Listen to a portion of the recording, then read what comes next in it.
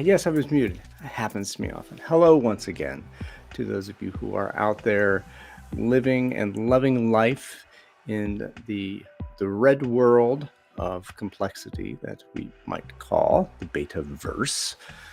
Kind of weird to think about that if we do, but yes, hello, good now. My name is Ryan Erickson. I am here to celebrate what it is like to be in a world of complexity and human potential, bereft of all of those things that are dead and killing us, much like incentive systems in corporations. Well, and what we might think of those is a topic that we're going to explore today with my friend and colleague, the lead artist of Red 42, Mr. Niels Flagging. Hello, Niels. Hello, Ryan. Good to see you. By the way, I'm not the lead artist. There is also Silke Hermann, right? We cannot forget her. We are more like a duo, and with you a trio, right? With you, including you, Ryan. But we are like a band, more like a band than like a solo art. But it's okay. Well, okay, so I should not the lead artist. Whatever. And So I get it, huh? yeah, it's no big deal. We corrected it. It's good to talk with you. It's the first time we're doing this kind of session, and we are both in the Americas, right? Yes, judging by the visage, the great visage behind you, where might you be in the world at this moment, Niels? Yes, we Silke and I we traveled to Sao Paulo last week, and now we are in Rio de Janeiro and having a few meetings here as well with colleagues and business partners around Red 42 and Comenius. So, yeah, outside it's not sure already 30 degrees Celsius, I think. The lovely neighborhood of Ipanema in Rio de Janeiro. That's why I'm locating. That's why the pump. It's not fake. The background is not fake. So yeah, that is not a Zoom background for those of you, or a restream background, because that's what we're doing this in. At the risk of singing either the Duran Duran song or the classic "Girl from Ipanema" by Antonio Carlos Jobim, I would like to steer us. God, steering! Oh my God, It's fitting with the topic, right? Well, yeah, it is. One of the core pieces of the BetaCodex and the principles and laws is the idea of relative targets. And one of the three works, the system approaches, open space beta, cell structure design, and relative targets. Relative targets being the system of performance for an organization, right? That we in beta consulting put forward as a way to get rid of incentive. Very important, right? All organizations should have relative targets. Yes. Right? Yeah. And but what is it? And why? Why are relative? And what's the distinction? We talked about this a while back, but I have some more questions that came up. There's a distinction between what what organizations in the Western world, whatever, have now are these fixed targets based on this. You drew a picture, and again, I would bring it up, but there's strategy, and then there's a fixed performance contract in the middle, and then there's these two circles and the fixed contract in the middle of it that we're bound to, that as employees and members of a corporation are bound to. What's the problem with that? That's been the case since Taylor, Ford, all this stuff. Why is that so evil? Yes. By the way, the concept you just mentioned, the concept of fixed performance contracts versus relative performance contracts. So much better. This is really something that it's phrasing. The wording comes from the Beyond Budgeting Roundtable, right? This distinction between fixed performance contracts, which are hierarchical internal contracts between, let's say, managers and individuals, around fixed performance meetings targets that it's about meeting targets that are previously negotiated, usually, or set, as we say. Defined based on on whatever leadership, God's will or epiphanies of top management or Mount Olympus, right? whatever, or consulting firms spitting out some numbers that are then driven down, broken down into. So fixed performance contracts are this. They represent this idea that managers have to steer the organization, control everybody, break down targets, silo them down into the organization to steer, and to, of course, the idea behind that is without targets, people will just not work. Performance will not emerge, which is ridiculous, right? In a way, it's ridiculous. I mean, I don't think we have to be too serious about this matter because it's an old topic that it should be totally clear to everybody by now, but that fixed targets, fixed performance contracts cannot work in a world of complexity and so on and dynamics. But even though it should be conceptually clear, almost all organizations cling to that. I mean, today, not sure if you've seen, there's news about Bayer, big company, pharmaceutical chemical company, and they want to break free from too much hierarchical layers, too much steering and bureaucracy. And of course, they should combine this with a move from fixed performance contracts to relative performance contracts. I hope it will happen there on the corporate level as well and everywhere in the organization.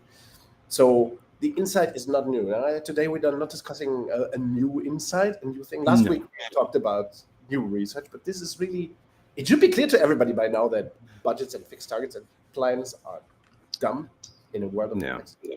But it's not clear at all. Right? Not clear. And I think this also, I was trying, when I talk about the BetaCodex with people and the work, the system approach,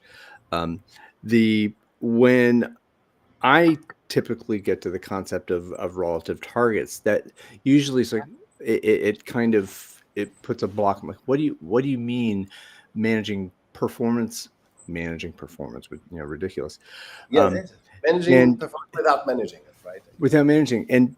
And what I was trying to, I think you and I talked about this as we came to the title here was, what is a way to say very specifically what this is about?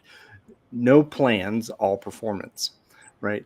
And what kind of plans are those plans? I mean, at a small level, there's a need to have an idea of what you are prepared to do in the moment and going forward, a directionality.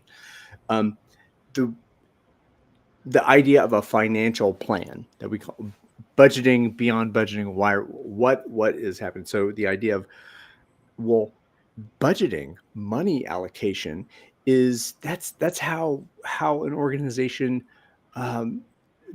creates its authority structure. Because you have, there's money at the top, and you get this much, you get that much, and you get this much because you have this many people. All this kind of that creates the internal rat race.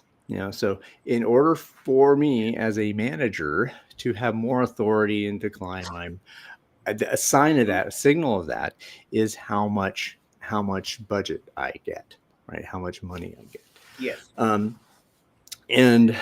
And this idea is that it's baked into, oh, my budget is huge, I've got a lot of power, and maybe that's subconscious. 'Cause I'm not casting aspersions on humanity, but there's a feeling of, oh, I have a lot of resources that I can use to orchestrate and direct. So, well, if you get rid of that for a manager, and this comes up often, what am I supposed to do? How am I supposed to? That's the frustration I hear. That's a mental block that I think it's important to try and get through. Interesting.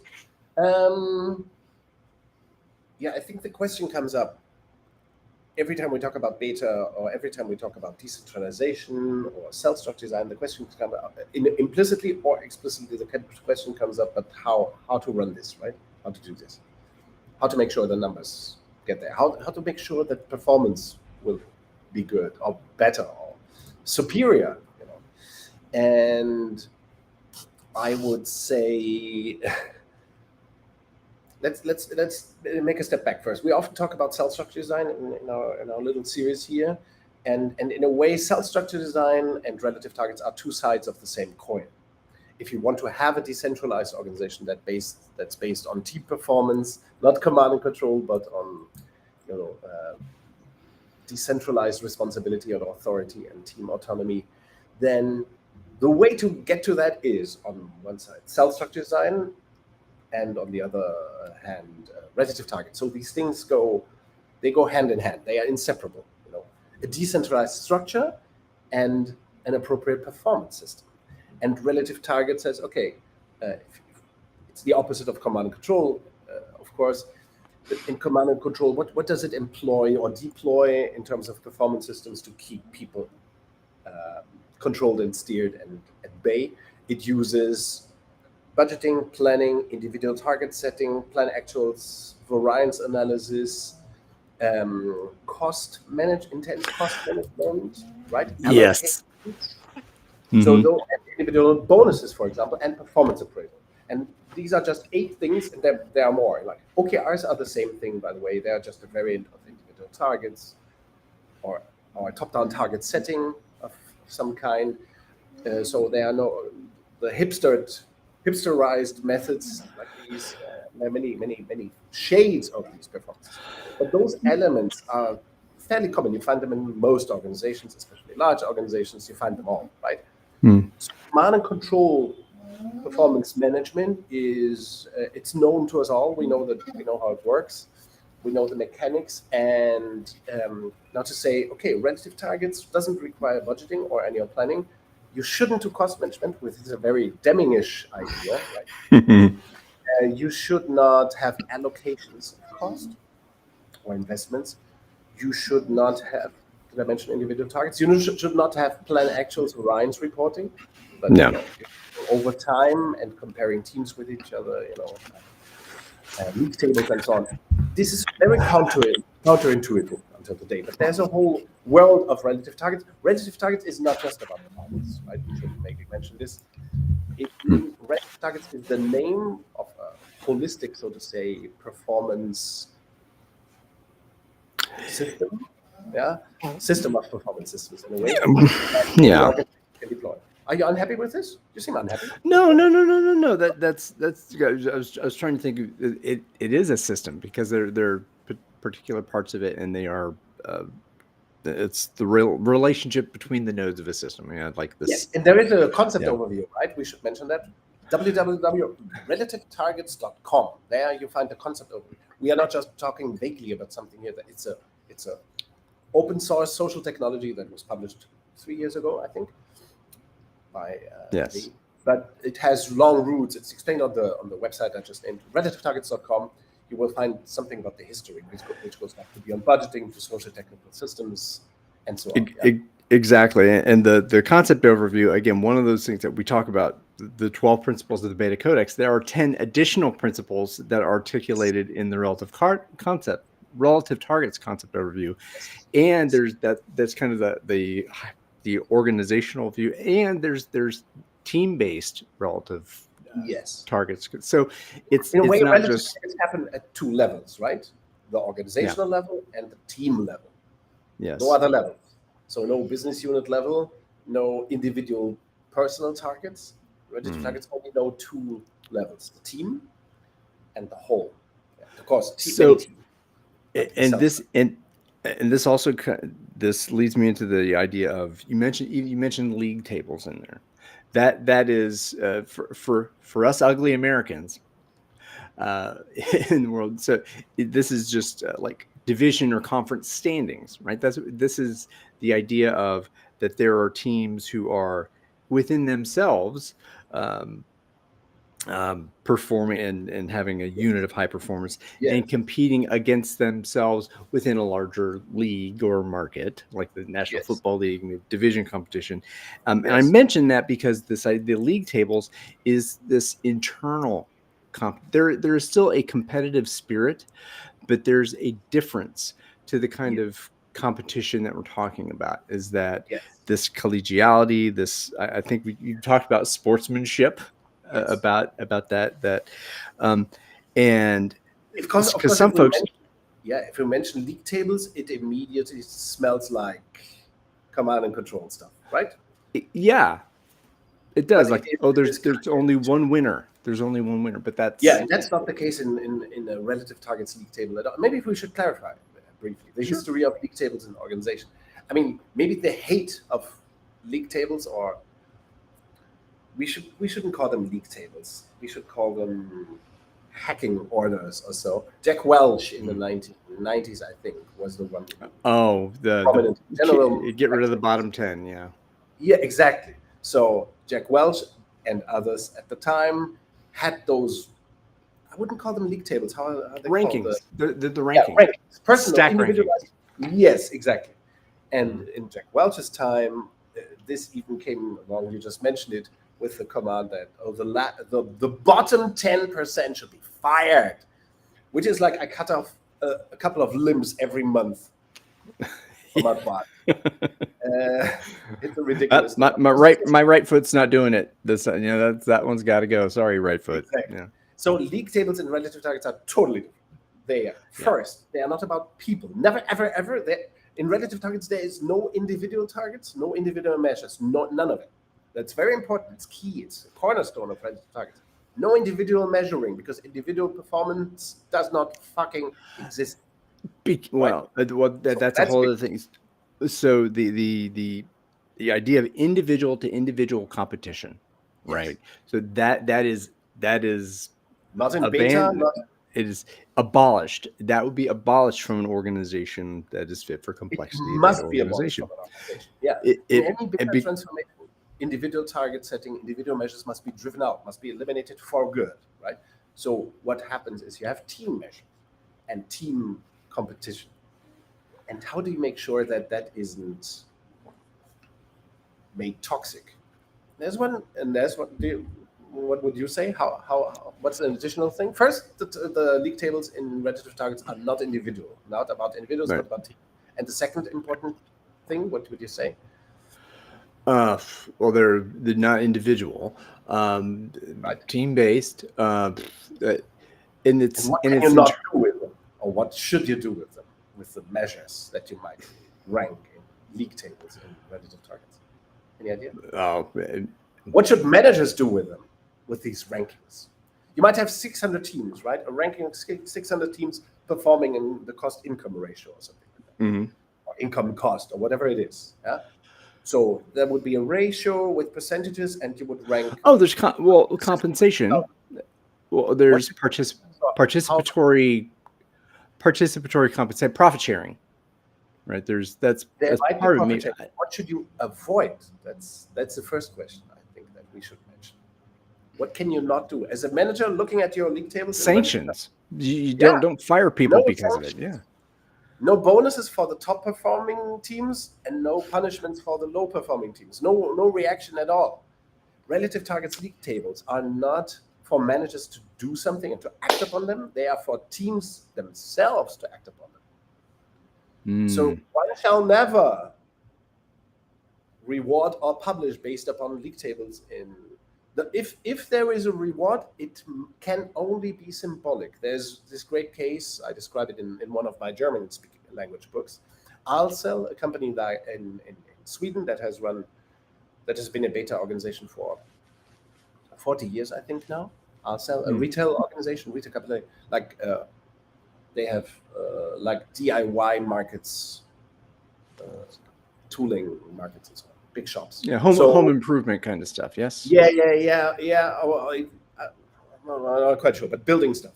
Yeah, building materials. So at Alcel, they have these team rankings, and the only thing that the winning team, there's one winning team every month, they get something. Bunch of roses sent to their homes. Apparently, I'm not sure if they still have this, but they had this 20 years ago. At least they had this system. So because ROS, rose in Swedish, the word ROHS, okay. ROS, that's the way it's written in Swedish. Right? It's the same return on sales. It's the same as rose.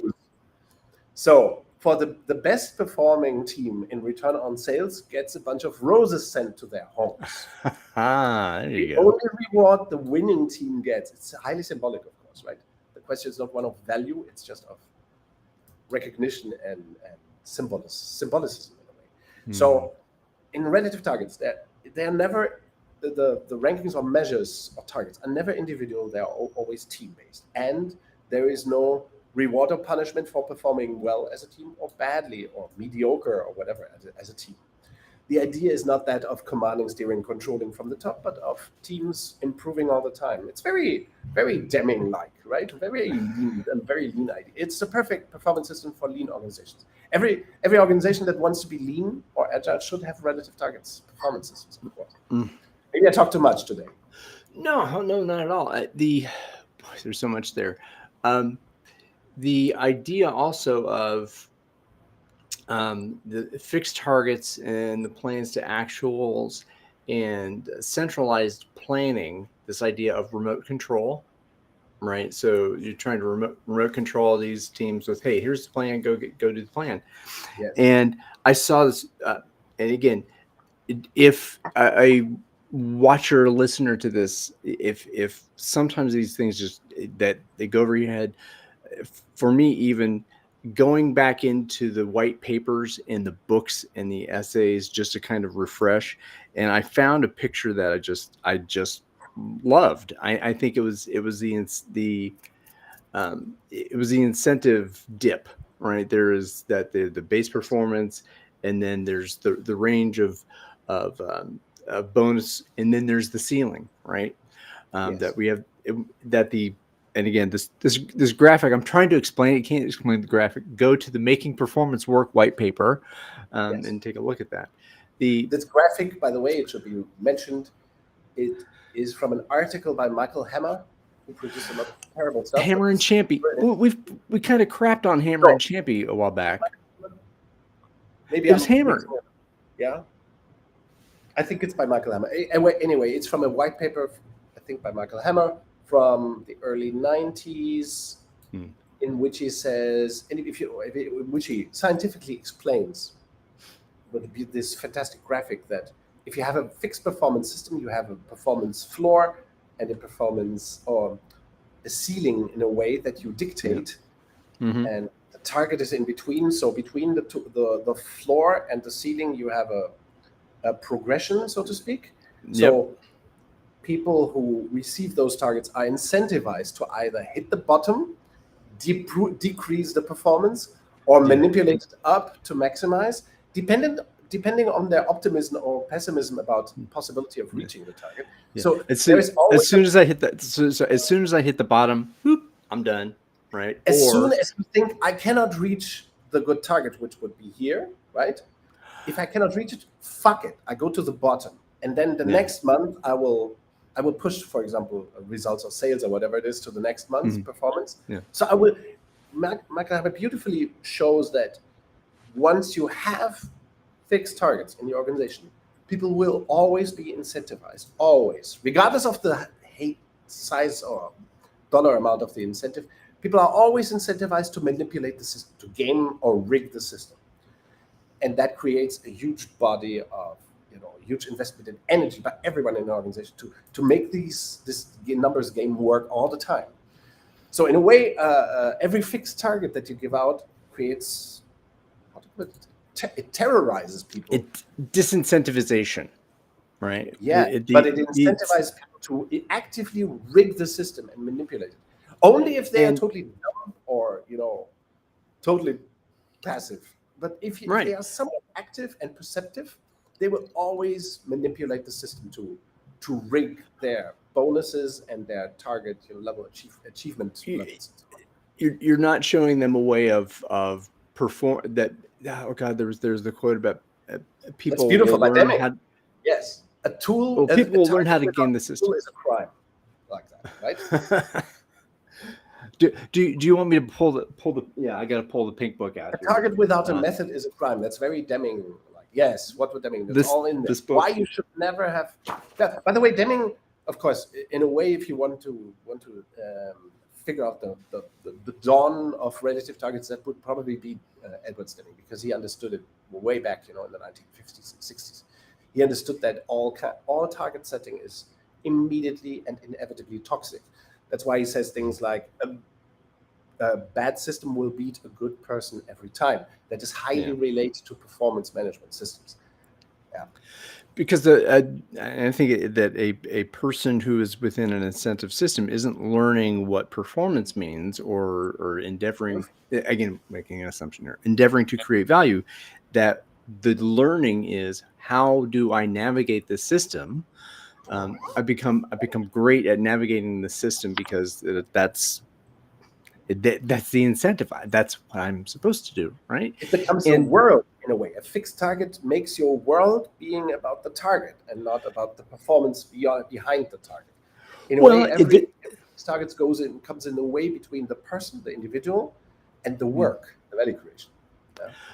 it slows a person down when you relieve the pressure of, and this is an interesting thing too, but well, when you relieve the pressure of hitting bonus, where's how do I know, well, oh, so I don't, what am I here for, what am I shooting for, right? Shooting, Yeah, interesting, right? that oh I think the other thing that came from the graphic to the idea of this, if we're always, if there's a piece of our By the way, if our piece of our capacity is, the name of the guy is not Michael Hammer, Michael Jensen. That's the name. Sorry for misquoting. Michael Jensen is the guy who wrote this paper with the top of the ceiling on the floor. Sorry for interrupting you. Right. no, that's okay. I think the deal. So we talked about the dip in the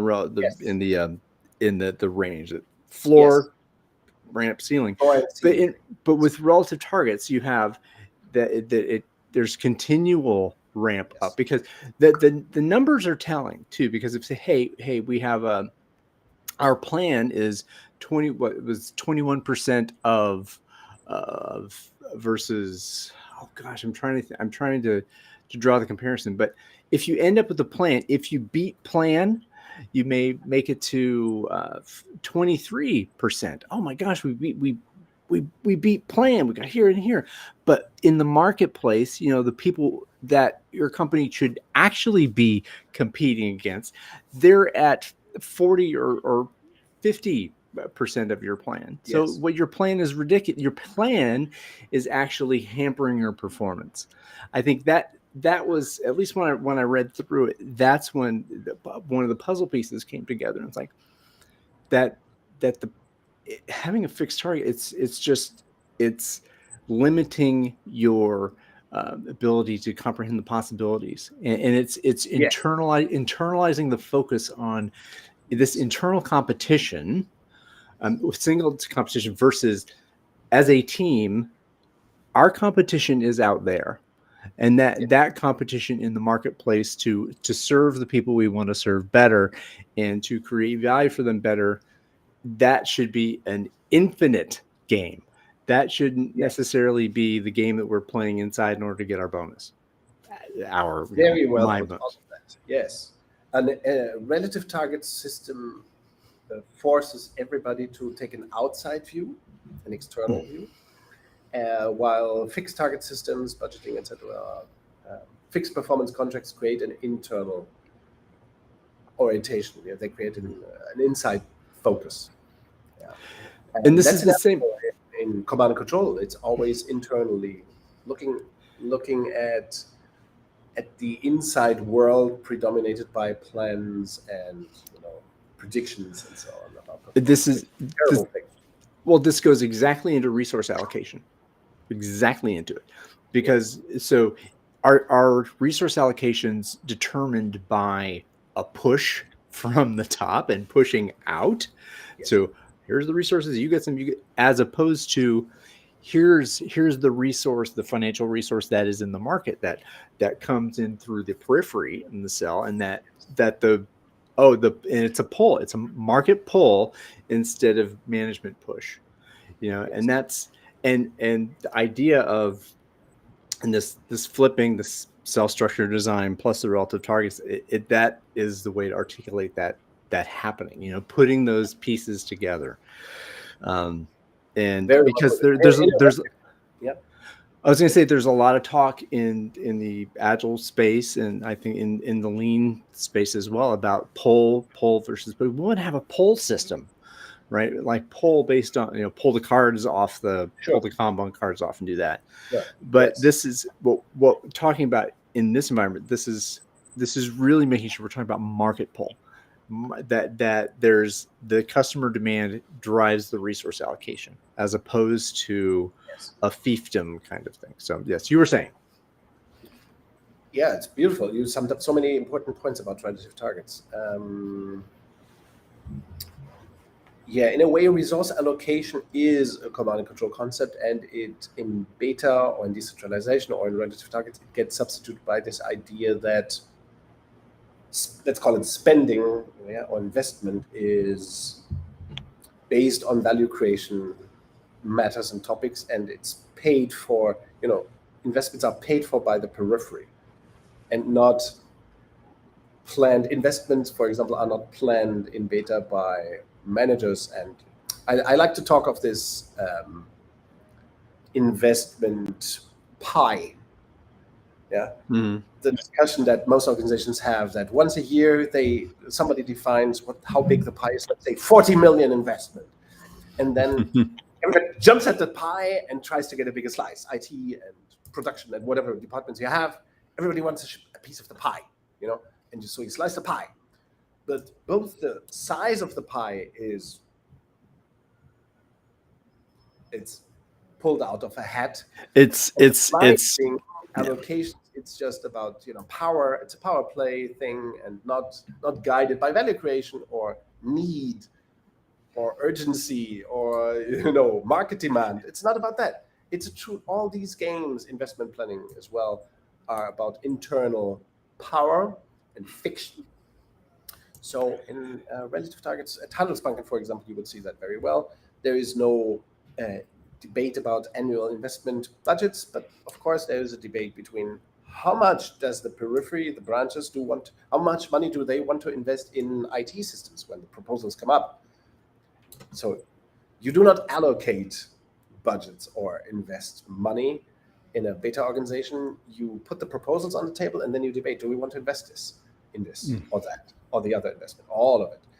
What does that cost? What consequences does that have for our internal value creation accounting, for our internal pricing? What consequence does this have for our client, for our profitability, and so on and so on? And that can and should never be done once a year. It should be done on an on-demand basis, as late as possible. Invest decisions should be made as late as possible, which is another principle of relative targets. Yeah. Because the waiting is the hardest part, right? Yeah. For anxious alpha command and control managers, especially. Yes. That was a Tom Petty reference for those of you out there. Okay. I hadn't got this. Okay. Yeah. Oh, okay. So you mentioned one piece of this that is also a mystery to many when they think about what might be possible or what a beta organization looks like, is that the traditional accounting that happens, accounting and reporting and external reporting and all this kind of stuff, is, well, how do I, as a financial manager, as a controller, for example, how do I wrap my head around making sense of the numbers in this different world? We talked about value creation accounting at one point, and that's whether that may be a whole topic for another show to go forward. But there is a flip that happens in the system, and then in our 90-day beta cycle, open space beta cycle, openspacebeta.com. Yes, that accounting needs to change along with performance management, along with, once you get rid of budgeting, along with the structure, along with the hierarchy and the functional divisions. Okay, how do I account for this? How do I show other people that my team and that we, as our team, that we are performing well? And as an organization, what do we say to the capital markets, and how well are we performing? Those are two different questions, right? Mm-hmm. Well, they're definitely two different questions. So, but there's the idea. I think that the issue is, well, there's accounting, reporting, internal and external. So there's four issues. Yes. Now I get it. Yes. The whole reporting in a way, relative targets means reinventing reporting completely. Yeah. Totally. Yeah. And yes, internally What? it means moving away from, let's say, the cost center profit center attitude, or the idea. For example, when I work with clients, I usually, not often, I always ask them, okay, how many cost centers, profit centers, and so on do you have? Or if you talk of profit centers, how many profit centers do you have? And usually they say something like, well, we have 3 business units and they are all profit centers. And then I ask, okay, how many people do your profit centers have? If there are 3 profit centers, how many people are inside there? Well, 100, 200, 500, something like that. Yeah? So they have no transparency. Because if you have 500 or even 100 people in a so-called alpha profit center, what information does it give you? There are tons of salespeople maybe, or whatever people you have, departments and so on, but it doesn't give you any transparency about team performance at all, because 100 people are not a team. 100 people are a bunch, a group, or a herd, or whatever. Yeah, too many people. Yeah. So cell structure design creates these functionally integrated mini enterprises or cells. And so in a cell structure, if you have 1,000 people, you have approximately, I shouldn't have used that number. If you have 700 people, you have approximately 100 cells. 100 cells, yeah. That's a little easier. So imagine you have a company with 700 people, 100 cells. If you have 7,000 people, then that's approximately 1,000 cells. Right. And for each and every one of these cells, you will have a profit and loss statement. That's one of them. It's part of the magic of a cell structure design and of relative targets. Imagine 700 people, 700 cells, and let's say 80 of these cells are in the periphery, just 20 are in the center. That means you will have 80 cells in the periphery that you can rank in a league table, right? That gives you an enormous amount of transparency, especially to the cells, because they will all have this information about their own performance and about the other cells' performance. So relative targets give you a huge, combined with cell structure design, it gives you a previously unknown level of transparency. They will all have profit and loss statements, their own income, their own cost, their own consumption, which includes salaries, what they consume from central cells, and what they consume from the outside market, like energy, for example, or rent. So this gives every cell a whole body of knowledge about their profitability and where it comes from or doesn't come from, right? And that information is shared across in the entire organism made of cells, right? Sure. In the intelligent, yes, ideally, and we have seen plenty of these examples. Handelsbanken and die Drogeriemarkt, for example. Every cell, every branch can look at all the other branches' numbers as well. That creates a huge amount of transparency. So if they want to understand why other teams are performing better, they can see the numbers themselves if they want to. And then imagine that, okay, in such an organization, you have no plan actual variance analysis. You only have these profit and loss per team reporting. You have league tables. You can see the whole organization's performance, maybe compared to competitors in certain indicators. Or you can have, if you have an industrial organization, you might have plants, for example, industrial plants comparing certain benchmarks. Plants and different functionally integrated units within a plant, because a plant's going to have 350 people and whatnot. Yeah. This also, okay, so go ahead. Yeah, just to add, if you have a system like that with relative targets, profit and loss statements for all the teams in the organization, 100 or 1,000 or 10,000 teams, it doesn't matter. Once you have such a system installed without planning, without need for cost allocation, cost management, because teams will strive to become better all the time, right? They will drive out waste and probably work on improving value creation and performance overall. So once you have a system installed like that, you never have to go back to planning, target setting, adjusting, or cost management, because in such a system, everybody strives for improvement, right? You don't have to do annual resets because you don't have annual planning and budgeting and allocation. So, and you do not have an incentive systems, a troublesome, cumbersome incentive system. So you don't have to manage people's performance or punish them and bribe them all the time. All of this means the cost of such a system, running such a performance system, is very low, and the administrative cost of bureaucracy goes down. When there's no win-lose rival risk competition, it's amazing. That's another. It leaves a vacuum too. It's like, well, wow, what if? Now, well, and another piece that comes into this is, well, different people have different levels of skill in different domains, Sure. and each person's contribution is because we human beings in an organization, each person is a unique person, right? You pay the person, not the position, right? That's another thing.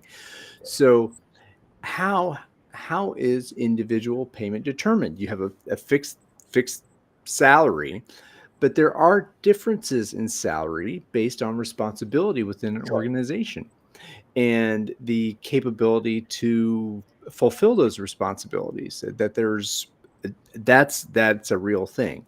And in a beta organization, that happens at the cell level. It happens, well, again, you may have some examples of how it happens possibly outside the cells, but we're talking about mastery-based performance discussion agreements. Yes, because a cell with, let's say, 7 people has to sometimes talk about, okay, how do we organize the work among us? Who's slipping into which roles? What do we where do we have to improve? Where do we have to learn? How do the 7 individual members can have a career and grow professionally? And so on. All these things need to be discussed within the cell and are discussed in every cell. At least once a year, they must be discussed, right? And also a salary increases, of course, must be discussed every year. But that's almost a compliance thing. Well, and I think that, the compliance rules are, your mileage may vary depending on what part of the world you are in and the legal structures that surround that. Yes. It comes into the music thing happens again, is that, hey, if the drummer sucks, everybody knows the drummer sucks, and you have to have a conversation about that. And who I mean, that's that. Hey, man, you need to. We need this guitar part. You're not playing that part very well. It doesn't sound good, and that's not necessarily a discussion that you have in public unless you're in a toxic relationship with your bandmates. You do not have it during a gig on stage, right? No, but this is the socially dense conversation that you have when you are performing with each other. With each other, for each other. We're all in this to play this tune the best we can play it, so people will dance, people will buy the album, all that kind of stuff.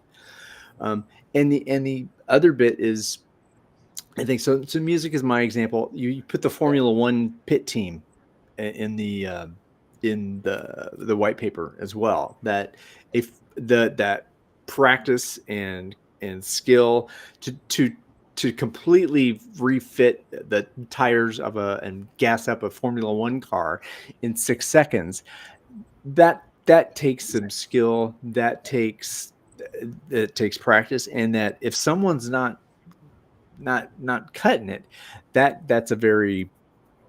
has to be a very frank and very adult conversation, right?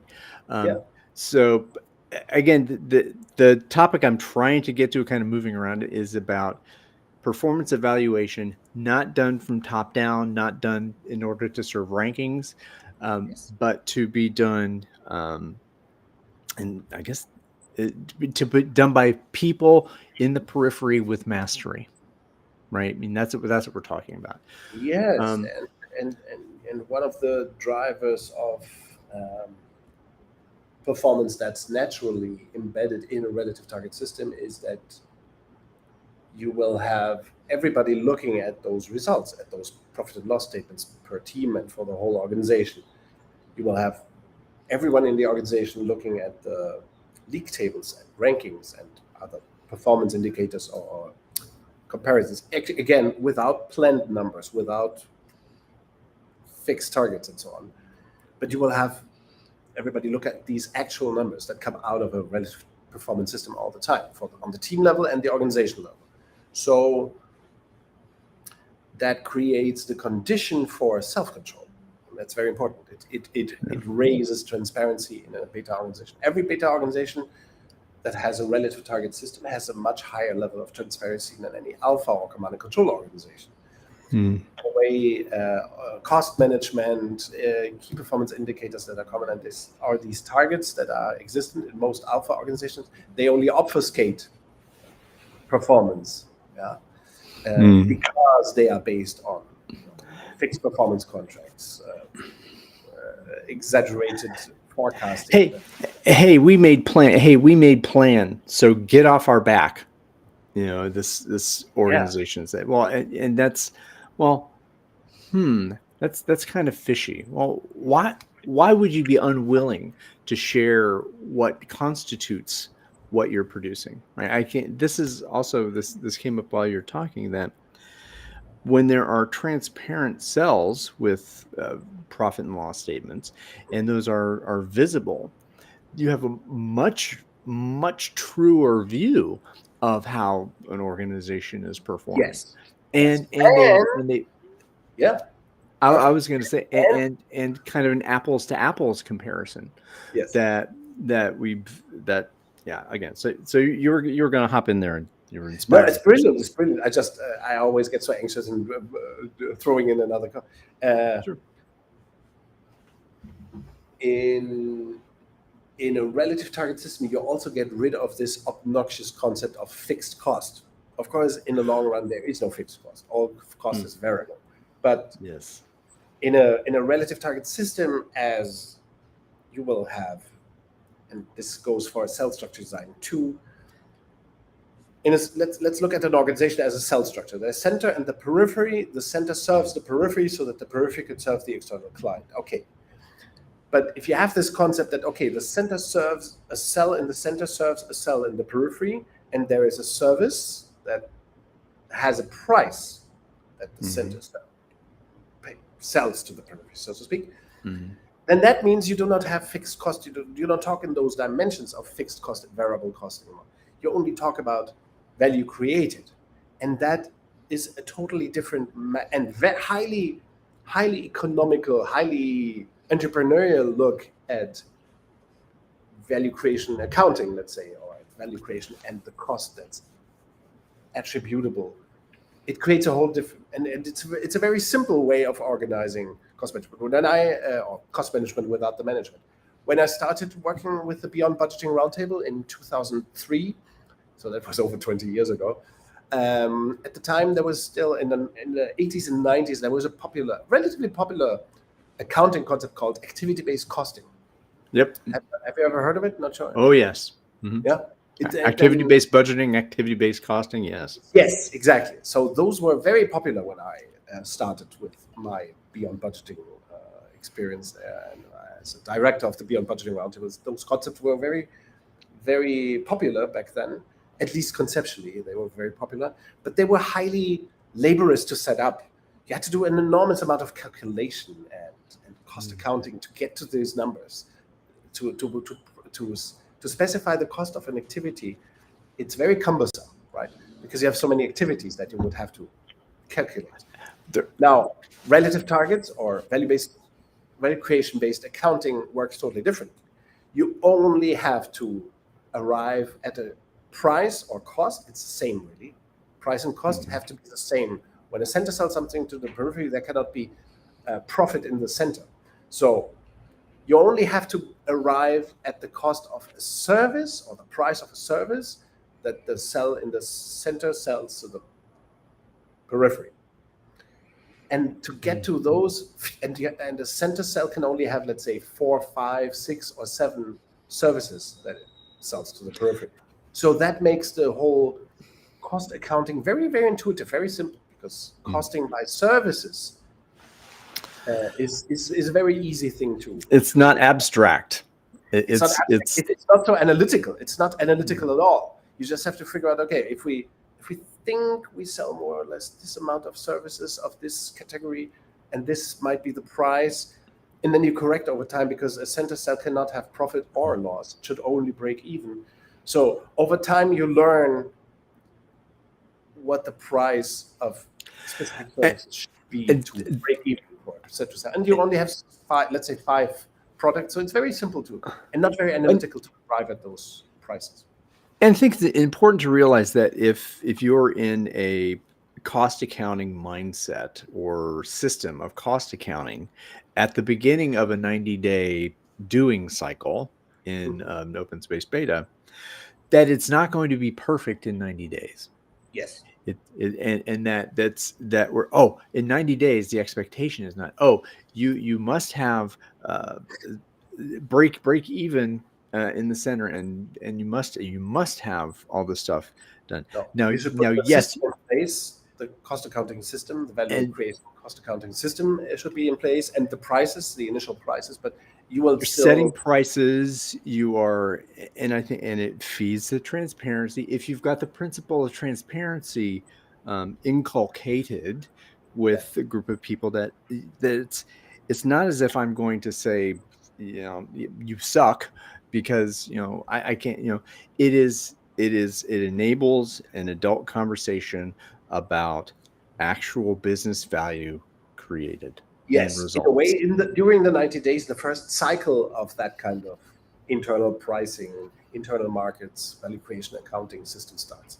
Only the first cycle. And then a company will usually go, Handelsbanken did that at the beginning of the 70s. They needed several cycles to learn more about this internal services system and how balance, pricing should work, so that requires a little bit of time. Still, to set up this system during the 90 days of transformation in open space beta is essential. You have to set up the system, get it started, and then a company will learn over maybe the course of 1 or 2 years how to best refine those services and the prices and to work the system. possibly you're saying that you learn to work the system to make it better, to make it let's say to ensure that cells will usually break even, because that's central cells have to break even. Periphery cells should make a margin.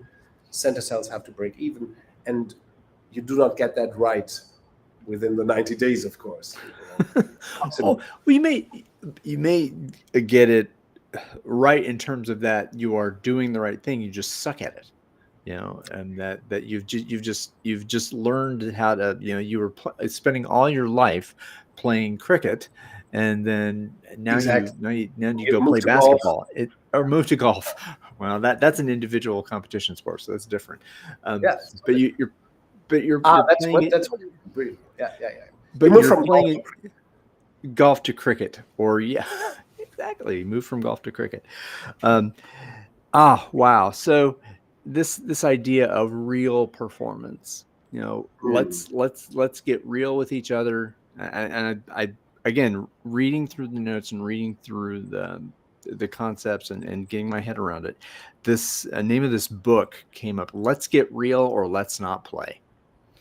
So let's talk about real performance. Talk about actuals to actuals. Talk about this is where we're going. Again, that use of the word "we" is very interesting. That we can talk about. By the way, there are several other books that we might mention by other authors that are related to Ready-to Targets. For example, the Great Game of Business by Jack Stack, I think. Or there's a great book on open book management that's pretty readable. And there are a couple of beyond budgeting books as well that are good about relative targets. And these books you can find this curated list of book recommendations on the BetaCodex website in the books to read section. For those watching, you can also find the white paper that we continuously have mentioned, Making Performance Work. You can also find that through the website. And I think it's white paper number 10. Yes. So it's on the betacodex.org.